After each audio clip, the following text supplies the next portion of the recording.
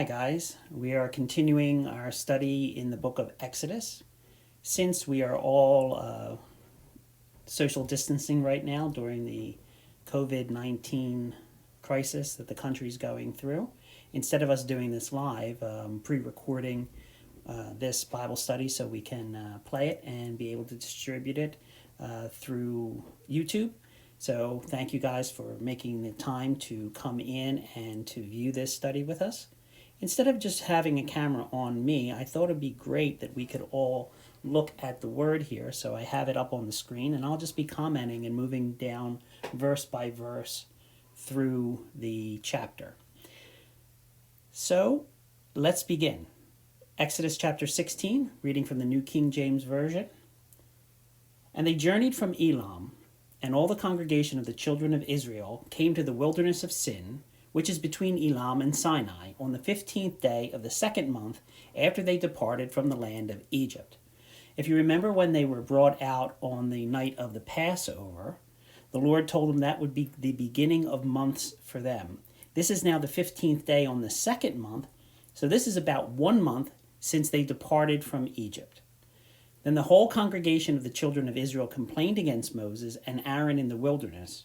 And the children of Israel said to them, "Oh, that we had died by the hand of the Lord in Egypt, when we sat by the pots of meat, and when we ate bread to the full. For you have brought us out into this wilderness to kill this whole assembly with hunger." 1 month into this journey, they're now beginning to probably run out of the supplies that they had carried with them from Egypt. It's interesting to me that during the whole wilderness journey, which would have only taken months, but because of disobedience and unbelief will wind up taking 40 years, that God is in the process of purging Egypt out of his people. And this is the beginning of this process. He brought them through the Red Sea, opened up the sea for them to cross over, trapped the Egyptian army in the sea, destroying them and allowing the children of Israel to be completely free from the bondage that they were in, and seeing that they could no longer go back to that bondage, for those that had enslaved them had been destroyed. And he sets that stage for them to now be a free people, free from the things that held them, and free to be able to pursue God. But there's a lot of things that are binding them up still that have been inculcated into their very being. The memories of being in Egypt, the memories of being a slave, the things that they depended on, how they identified themselves. God is going to be working on that so that they no longer think about themselves the way that they were, nor relied on the things that they used to rely on to preserve their life, but have a new life unto God. So they come out, and as you remember, he takes them through different places. They found some bitter water at Marah. God had to make the waters palatable for them to drink. Then they went to Elam, and they had a time of rest there, and a little bit of a paradise there in the desert area where they got to rest up. And they're continuing their journey on to Mount Sinai, where God will give them the law. Now they're in the wilderness of Sin. This could also be translated the wilderness of Zin. But it's kind of nice to see it laid out here as the wilderness of Sin, because it's a place of testing. It's a place where they will be tempted. And it's a place where God will show them the deliverance that he has for them from the temptation. So as they get into this place, they're beginning to hunger. I guess their supplies are running out. And they are anticipating that they're all going to die there, because they're using the experience that they've had in Egypt and the experience of their eyes, the experience of the flesh, to predict the future that's in front of them. And whenever we do that as children of God, we're going to be led to an erroneous answer, an erroneous conclusion, because God's ways are different than our ways. His thoughts are different than our thoughts. And when we try to use the carnal mind or our own earthly experience to predict what our future is, it's never going to line up with God's future. Because God's future for us is not dependent on our experiences, nor on earthly provision, but on his word, his power, his will, and his promises that he's made to us. They're looking at their situation and they said, you brought us out into this wilderness to kill us and the whole assembly with hunger, and we had it better in Egypt when we were by the flesh pots, eating the meat and eating bread to the full. They are completely in error in the way that they are summing up this situation. They're looking back at Egypt and thinking that it was the good times when they were there. And they're looking at the journey that God has put them on, and they think it's a journey to death rather than a journey to life. Now, God puts them in this situation where they're under stress to reveal their feelings and how they're wrong, and to show again how he is doing something good to them, even though they don't anticipate it in the difficulty. I think all of us can relate to that. Being put into a position by God that isn't something we expected and puts us in a place of stress. And we look at God and we wonder, why are you doing this to us? And it might have been better in our life before we started this journey with you, when we had these other fleshly things right at our fingertips.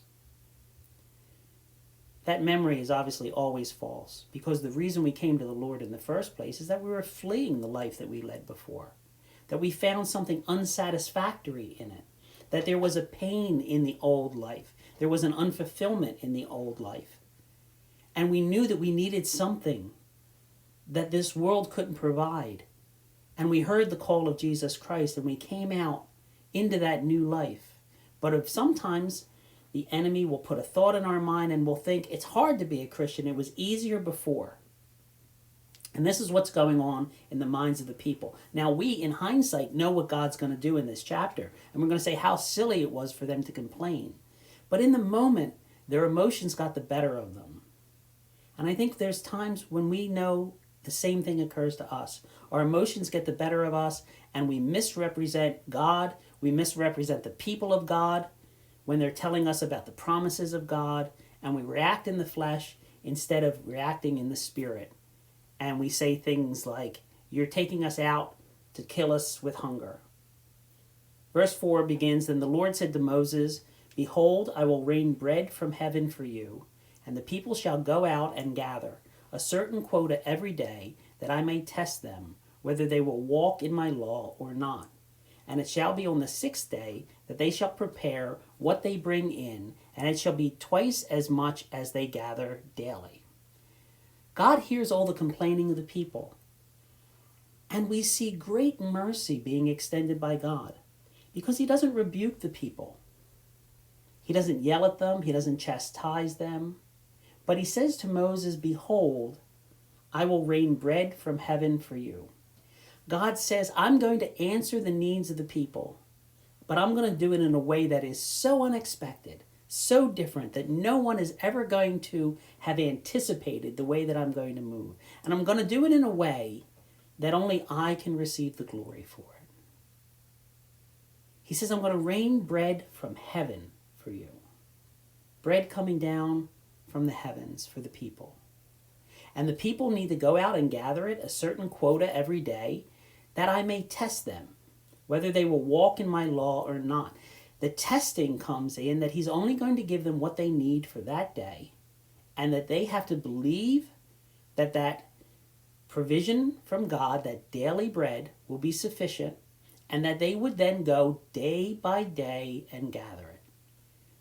That this walk that he's taking them on is never going to be a walk that's based on their sight, but it's always going to be a walk that's based on the faithfulness of God.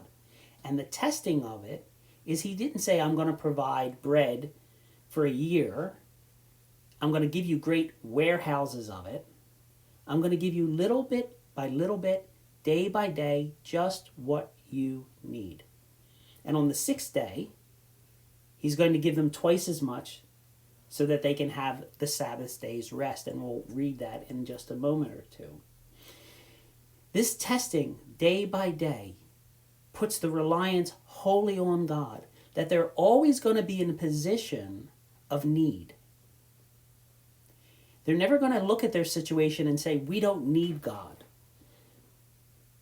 They're never going to feel that they have everything under control by their own power. They're going to recognize their need, and they're going to have to go to God every day. Now, this isn't God's way of subjecting them, of holding them down, of keeping control on them, because God is in complete control anyway. He doesn't need to create circumstances to exert his power. His power is throughout the entire universe. There is no limit to his power. There is no contest to his will. He wants them to learn about his faithfulness, and that every day, whether they see it in storehouses, that his provision, his word, is better than any guarantee. The bread that we could pile up for ourselves in this world can be taken, can be stolen, can be eaten away by other people or rodents, or grow moldy and become unusable. But the provision of God, given day by day, is always going to be there just when we need it. And this is the test that he's given them, and it's the test that he gives each one of us. Will we trust God every day for that which we need? Going through what we're going through now with the COVID-19, you see that there's been a run on the stores. A lot of people have brought up, especially paper products, trying to prepare to hunker down for a long period of time, and the mentality is, I need to stockpile my supplies so that I will have what I need. But no matter how much you stockpile, you always can add more days required than the days that you've supplied. If you say, well, I've got, food for 10 days, you could always think, well, what happens on the 11th day? I've got food for 20 days. Well, what happens on the 21st day? And that stockpile number, pretty much no matter how big you make it, there's always the anxiety that it won't last. And if you had years and years where you can say, well, I don't really have to worry about it for a long time, the next thought in your mind is, well, what if somebody comes along and takes it from me? That in this world, it's never going to be enough. And God has set it up that way. The test for us is to let go of the reliance on the world to care for us, and to put that onus wholly on God. This is what he wants us to do. This is what he's requiring of the people, and he requires the same thing of us today. That he'll test us whether we will believe him or not, whether we will walk in his law or not. And the law that he was giving them was, every day you must go out and gather. And on the sixth day, gather twice as much. That was the law. They had to do it God's way to find and allow themselves to enjoy the provision that he was providing. They couldn't do it their own way. They couldn't gather it all on one day and keep it for the whole week.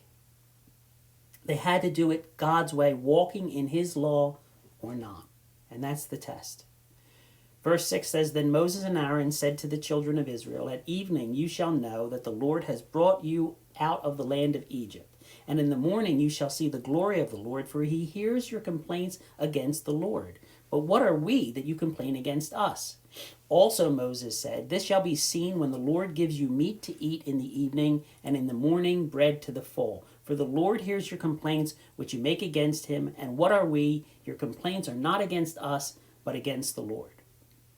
Moses begins speaking back to the children of Israel. After hearing their complaints, he receives a word from God, and he says to them, At evening you shall know that the Lord brought you out of the land of Egypt. They were saying, You, Moses, brought us out into this wilderness. And Moses comes back to them and says, No, you need to know that the Lord brought you out of the land of Egypt. That Moses and Aaron were following God, and it was God who was leading. The Lord brought you out of Egypt, and in the morning you shall see the glory of the Lord, for he hears your complaints against the Lord. In the evening you will know that the Lord has brought you out. In the morning you shall see the glory of the Lord. Moses then goes on to say to the people, Why do you complain against us? Moses was a humble man, and he wanted the people to understand that he understood that he was nothing more than a man in need of God, just like everyone else in the congregation. That his position didn't give him special priority with God in the sense that he had certain powers, that he could control what was going to happen to the people. That Moses was a servant of God and serving the people of God, but the power and the plan rested solely in the hands of God. So complaining against Moses was useless, because those complaints really weren't against Moses, they were against God. And we have to be careful of this. Sometimes people will tell us what the Lord has said, and we will try to bite their head off. We will try to place blame on them. We will try to make someone in the church or that the people that follow God the problem, when really our rebellion isn't against those people. It's against what God has said. And Moses puts the responsibility on the people for them to understand that their complaints aren't directed to the right person, and when they're complaining against Moses and Aaron, they're complaining against what God has ordained. Verse 9 says, Then Moses spoke to Aaron, Say to all the congregation of the children of Israel, Come near before the Lord, for he has heard your complaints. Now it came to pass, as Aaron spoke to the whole congregation of the children of Israel, that they looked toward the wilderness, and behold, the glory of the Lord appeared in the cloud. Remember, God's cloud followed them during the day, the pillar of fire at night. It never left them during their wilderness journey. And as Aaron is beginning to speak to the people, the glory of the Lord now appears in the cloud, and it's verifying God's presence there and underscoring what Aaron is saying is what the Lord is saying. Verse 11, the Lord spoke to Moses, saying, I've heard the complaints of the children of Israel. Speak to them, saying, At twilight you shall eat meat, and in the morning you shall be filled with bread, and you shall know that I am the Lord your God. Now the Lord speaks to Moses as Aaron is speaking to the people, as they're seeing the glory in the cloud. And what's unclear at this point is when the Lord is speaking to Moses, do the people hear it as well? Or is God speaking in such a way that only Moses hears the voice of the Lord? We're not really sure. But the idea is God is speaking a word that is going to come to the people, either directly from his voice to the people or his voice through Moses to the people. And what he says to them is, I've heard the complaints of the children of Israel. I heard your cry. What a wonderful thing to know that God hears us. That God listens to what we say as a caring parent, as a loving father.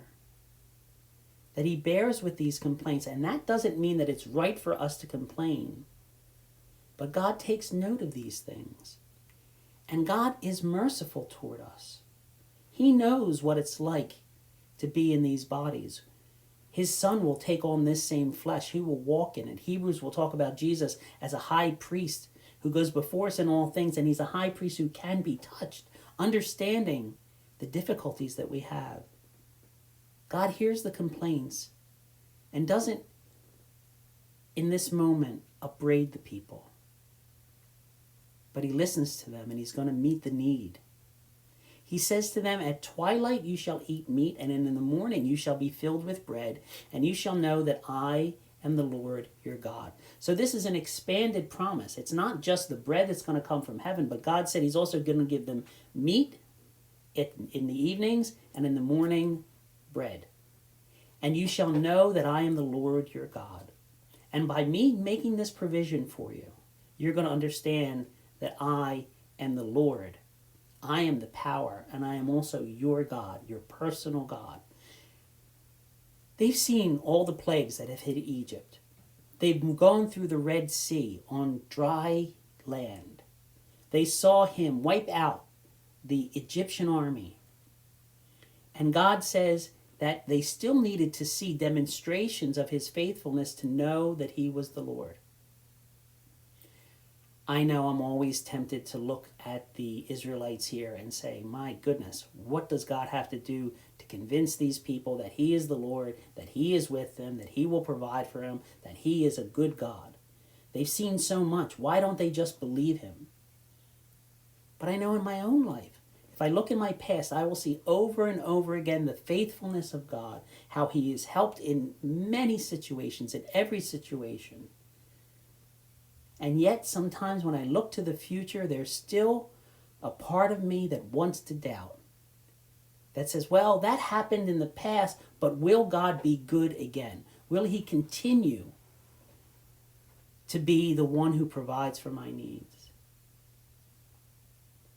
God wants us to understand that he is the Lord, that he is our God, and to get to the point where we don't doubt, where the provision of God is so evident in our life, and the character of God has been so ingrained in us and exemplified to such an extent that we no longer doubt what he says.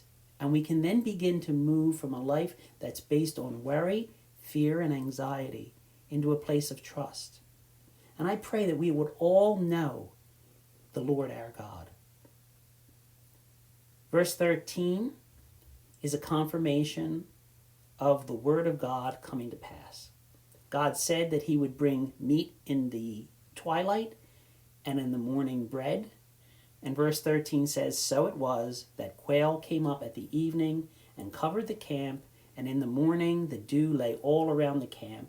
And when the layer of dew lifted, there on the surface of the wilderness was a small round substance, as fine as frost on the ground.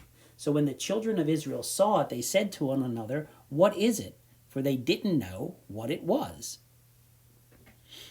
The quail came up at the evening and covered the camp. There was a quail bird that would migrate in that region. They would tend to be low flyers. They would tend to fly for long distances. And we're told that they also then get tired, and when they rest upon the ground, they can be so tired that they don't even want to move, and they can be captured easily.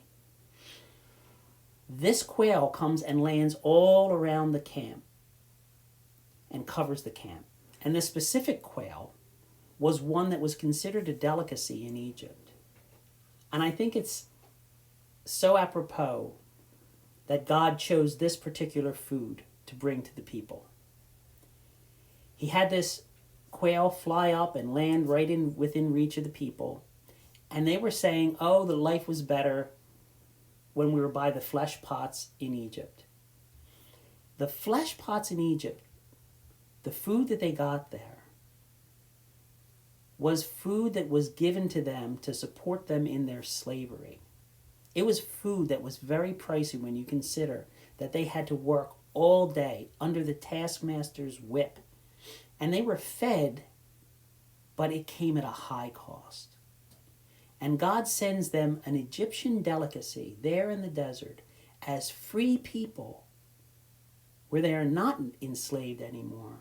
And he's giving them the best of the best. And he wants us to understand that there's nothing that the world can give that's better than what God can give us. And what the world gives, the world also takes. There's a high price that comes when we rely on the flesh. But in the spirit, there's a graciousness to God. And what he gives, he doesn't put a bill at the end of the meal. He's a good father who provides for his children, and he provides for them now this quail. And also in the morning, a dew lay all around the camp. This dew laid all around the camp on the outside. It didn't seem like it was falling within the camp on the inside. There are people who want to look at this dew, which we will now see God calling it the bread that he's rained down from the heaven. People will give it a different name, and we'll get to that in a moment. But they'll want to say, well, this was a natural occurrence that came because of a certain insect in a certain tree, and it would drop sugar out of the tree, and that's what this item was, that it wasn't a miraculous provision. Well, this seems pretty miraculous to me, that it came every morning for 6 days, and then on the seventh day it didn't appear. And it didn't appear ever in the camp, and it wasn't only in a certain area, but it was around the camp, and it followed them around wherever they moved, from place to place, throughout all of the wilderness, where those trees that these insects may have burrowed into and gotten some of the sap out of them didn't exist. This is a miraculous move of God to provide for the people. They see a small round substance as fine as frost. If you can think about when you go outside in the winter and there's that frost that builds up on the car windows, and metal surfaces, you can see how fine that powder can be. That's the picture you want to have in his mind, as fine as frost.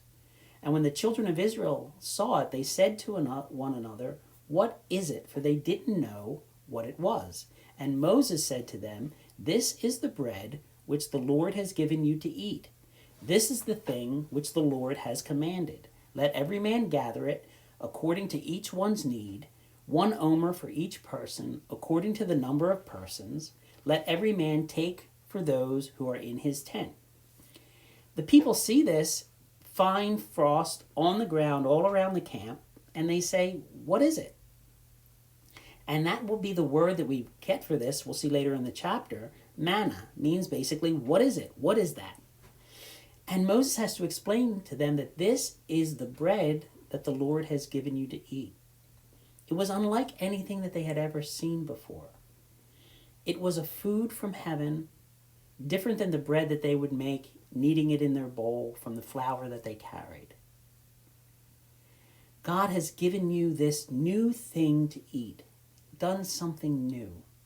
And the bread which comes from God is a bread which is surprising to us because it comes in a package and a form that we wouldn't expect.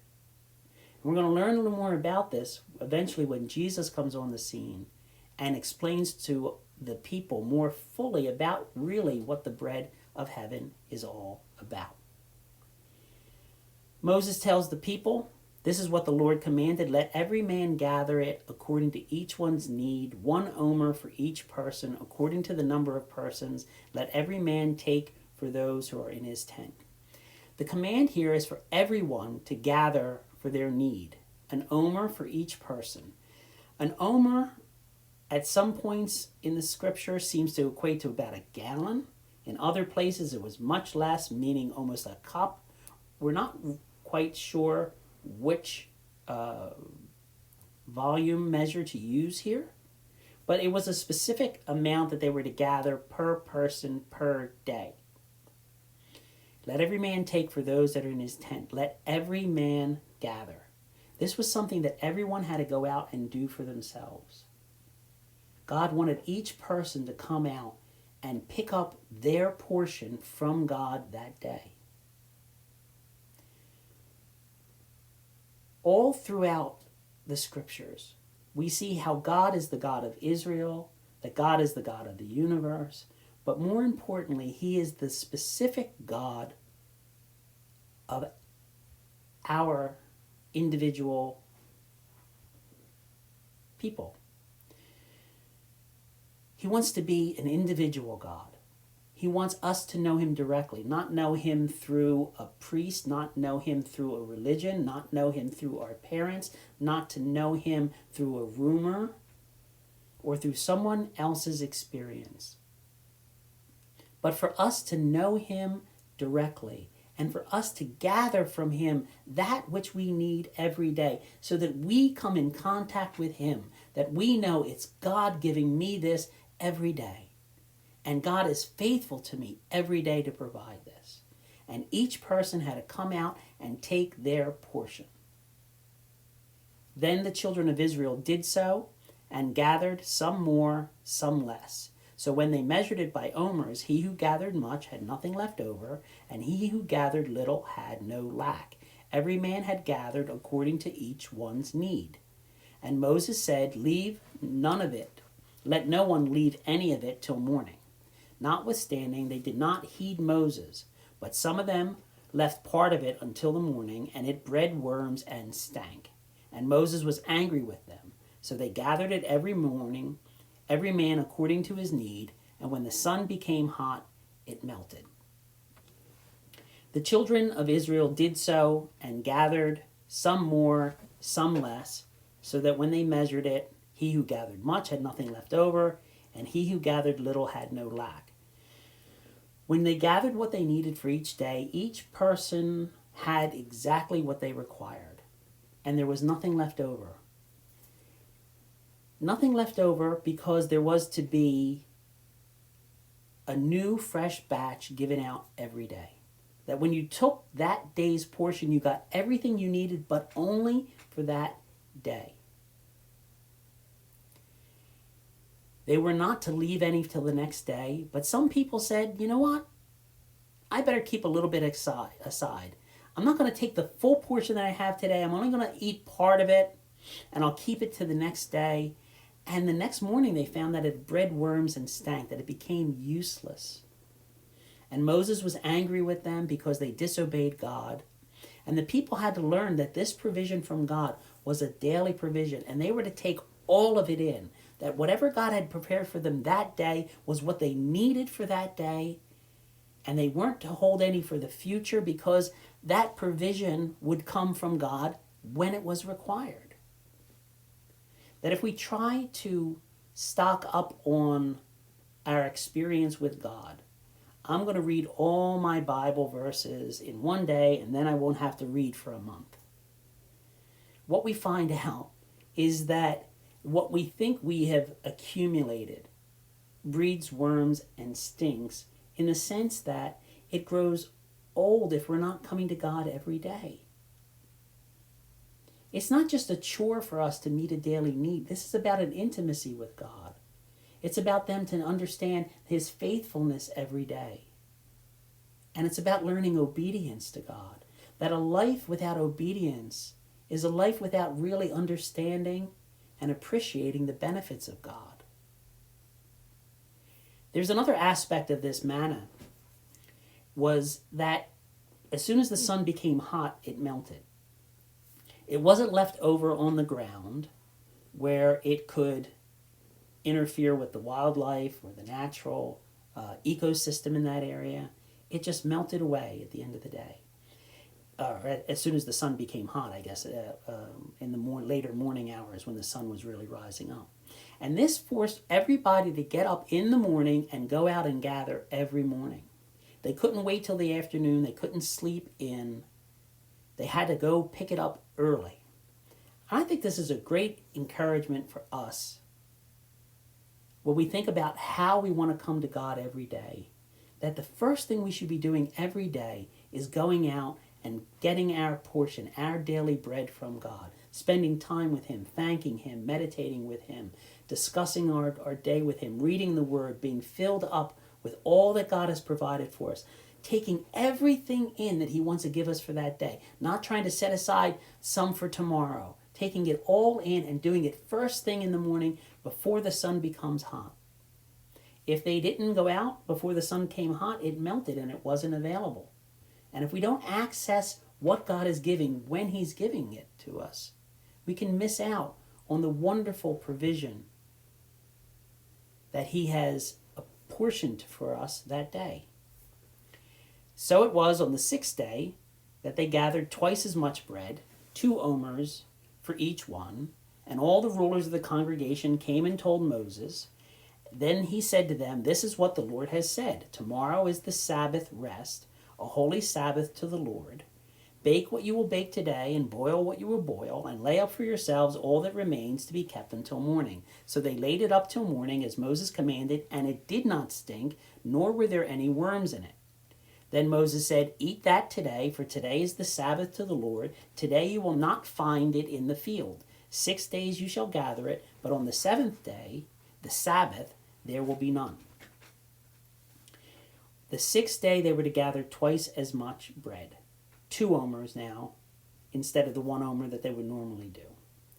And the people saw that there was an abundance that day, twice as much as normally would be there, and they came and told Moses, and Moses said, "Yeah, remember this is what God said? On the 6th day you gather twice as much. Remember, tomorrow is the Sabbath rest day." This is the first time we hear about the Sabbath. God will talk about it more when He gives them the law on Mount Sinai, but He's already instituting this idea of going out and doing the work on 6 days and having a day of rest. God understands the human body, God understands the human mind, and God understands that there is a time for man to work and there's a time for man to rest. And He sets up in His system time for all the things that are required in life and in a life of service and obedience to Him. When we walk with God in obedience, we'll find that we're not only going to get the food that we need, but we're going to get the rest that we need as well. God has planned for those things, and He sets up this provision in a miraculous way, saying, you know what? The times when you're going to be resting, I will provide what you need. You don't have to worry about what happens. How can I take a day off? How can I spend time with the Lord? How can I serve the Lord? I've got to work for my bread every day. I got to get out there. I got to hustle. I got to get my bread every day. God says, no, when you follow me in obedience, I'm going to make the provision so that the days that you need to gather and exert yourself, you will, and you'll have the nutrition and the energy to do that, but you'll also have the time and the provision to rest in me.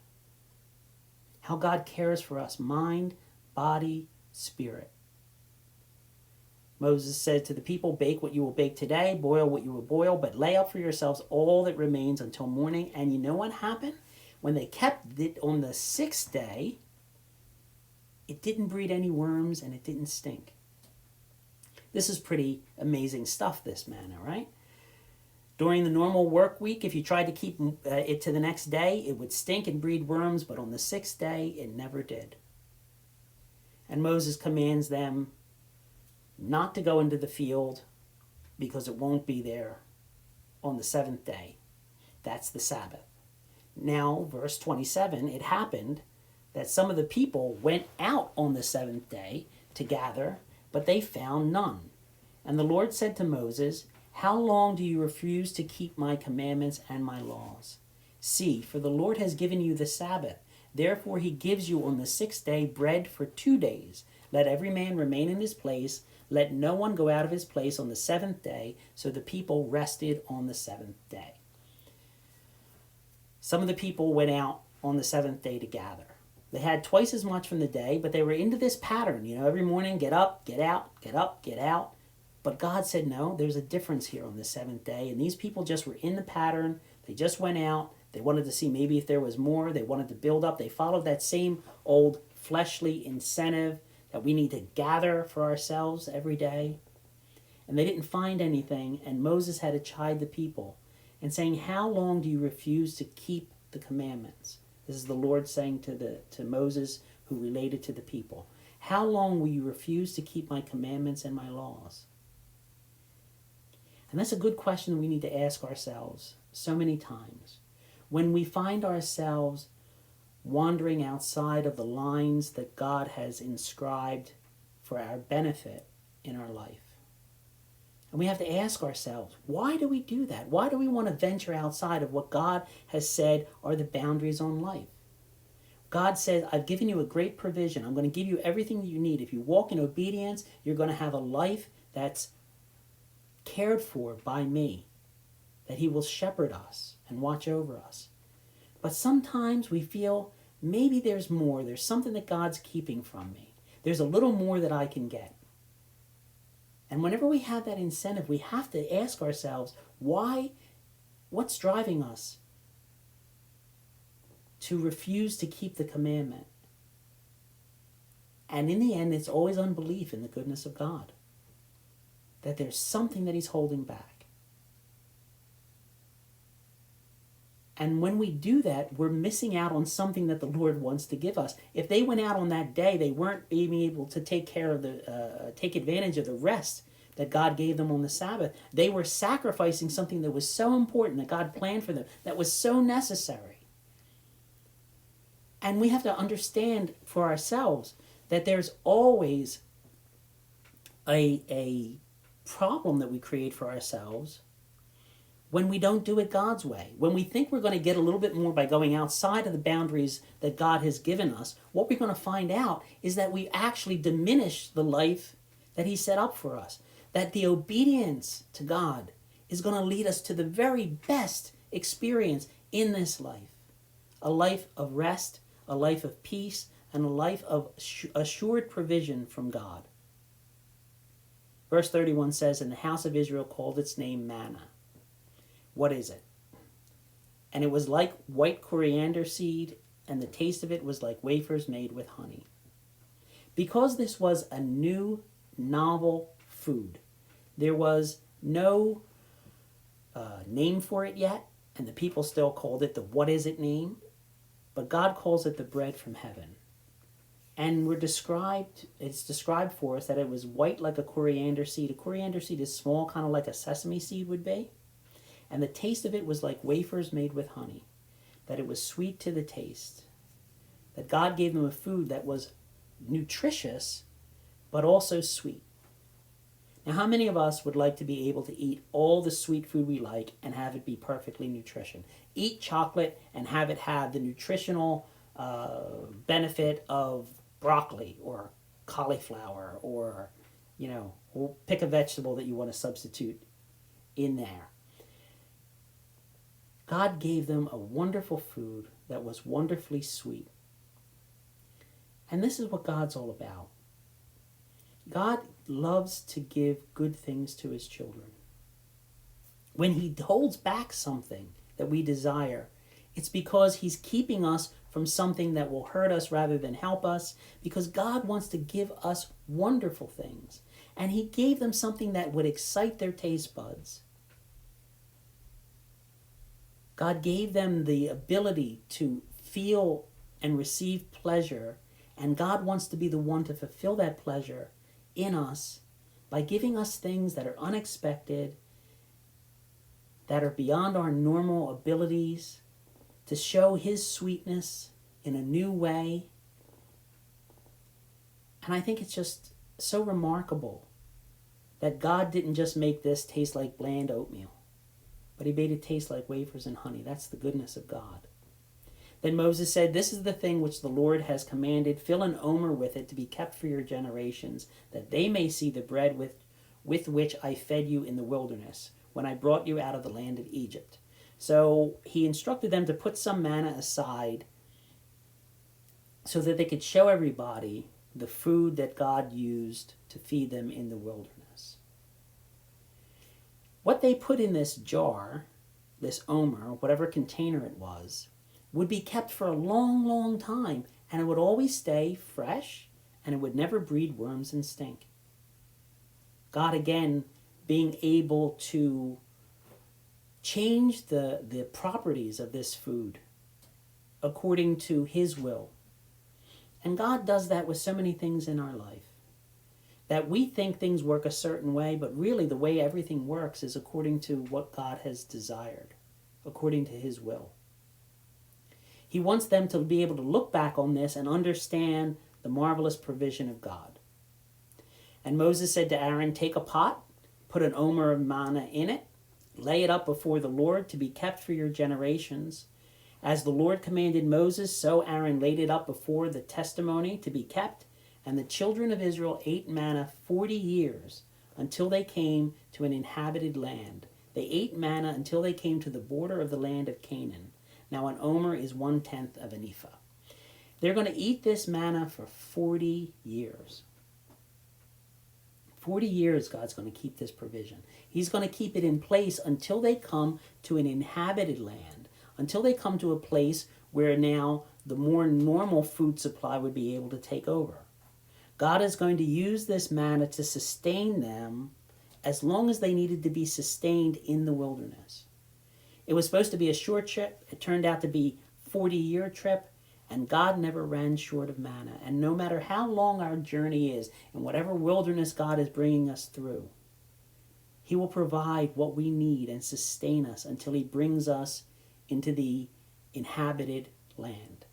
And if we want to think about this more broadly in our life, as we're on a journey here now through a wilderness, walking through this life, getting unto God, coming to our final place with God in heaven, the place that he's prepared for us, we can have confidence that the provision of God will follow us all through our life, that he will feed us in a miraculous way. And you may think, well, I don't get food that rains down from heaven every day. I have to go out and work. I have to go to the supermarket to get it. But God is providing it. God is giving you the strength to be able to get it. He's providing the produce from the fields. He's doing all these things in a natural way in our world that's going to carry us through with the provisions that we need toward the ultimate destination, to the inhabited land, to the land that he's promised to bring us to. God will never leave us without the things that we need to come to the place that he has ordained for us. The children of Israel called this bread, what is it? Moses told them it's bread from heaven. Jesus will feed 5,000 people, and they will come and want to make him king, and they'll find him the next day, and he will say to them, you're seeking me out not because you're really looking for God, but you're looking for breakfast now. You're looking for more bread. And he'll talk to the people about it, and they'll say to him, give us that manna so that we don't have to go out and worry about food anymore, like God gave to the children of Israel when they were in the wilderness. Give us that bread from heaven. And Jesus will tell them that the bread from heaven that God gave wasn't really just that manna that comes down. That was a representation, and it was used at that time to sustain the physical bodies of the people. But the real thing that was going to be provided for them, for their real life, to sustain them always, was God himself, through the person of Jesus Christ who would come and sacrifice himself on the cross. See, life is not just the moment we're born to the moment that we die. God knows us before we're born, and he has a destiny for us after we die. And the eternity that we're going to, and the provision that we need, is nothing that this life can give us. It's only what Jesus Christ has purchased for us through his blood that is what will sustain us and nourish us for eternity. That he is the bread of life. And that only when we take him into ourselves, when we receive the work that he did upon the cross, that we know that we will have the eternal provision of God's goodness, freeing us from sin, taking the penalty away from us, and giving us a place with God for eternity. As we go through this time in our country when everyone's worried about provisions and the economy, I think it's good for us to reflect upon God's provision of manna for the people. Every day, what was needed. Not more, not less. And if we walk by faith, I know that God will make the provision that he needs for us day by day to take us through the current crisis and to bring us through the remainder of our life until we come to him in glory. So let's thank God for the manna that he's provided. Always being reminded that it's really the person of Jesus Christ that we need to be nourished by. And to every day take advantage of going out before the sun gets hot, taking our share of that, glorifying God, worshiping him, spending time in his word, taking every little bit that he's willing to give us and living in an obedient way before him so that we can glorify him in this world and receive the very best from God, his loving care upon us. I want to thank you all for joining in to this time of looking at the Word of God. I hope it was fun for you. We're going to continue recording these messages until we're able to get back to our normal schedule in person down at the church. If you have any comments, you can leave them here on the page. And I just want to thank you all for joining in and praising God for his wonderful provision.